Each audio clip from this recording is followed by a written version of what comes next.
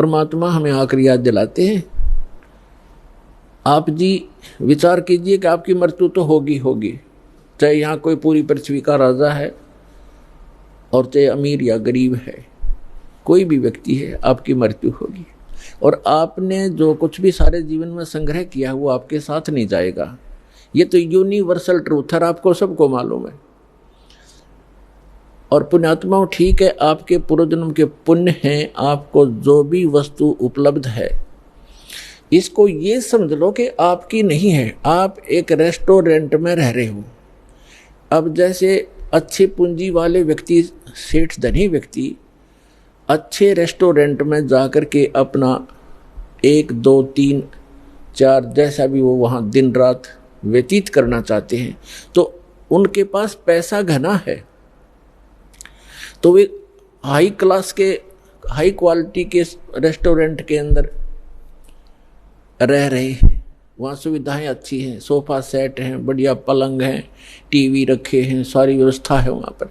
बैल बजा दी, बैरा आ गया, जो वस्तु मांगी उपलब्ध होगी खाने और पीने की। और एक गरीब व्यक्ति जाके एक सिंपल होटल में रुका है जिसमें एक तख्त पड़ा है और सिंपल आहार है, थोड़ा खर्चा है उसका।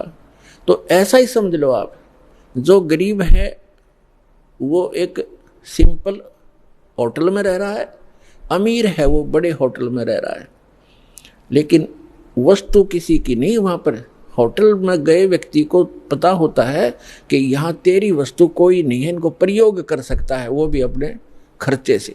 तो इस काल भगवान का ये होटल है फॉर एग्जाम्पल।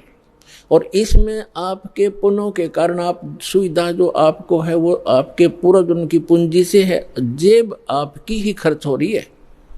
जो सुविधाएं आपको उपलब्ध हैं आपके पुण्य क्षीण हो रही है।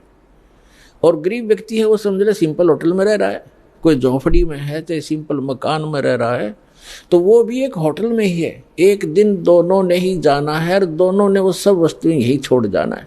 अब जाना कहाँ है? स्वदेश को जाना है। होटल में व्यक्ति वही रहता है जो विदेश गया हुआ है, अपने घर से बाहर है। आज तक आपको यही नहीं मालूम कि हम इस होटल को छोड़कर प्रस्थान कहाँ करेंगे। आपको तो जबरदस्ती जब आपकी पूंजी समाप्त हो जाती है, आपका समय समाप्त हो जाता है, उस होटल से पकड़ कर बाहर फेंक दिया जाता है सड़क पे, आप कहीं जाओ।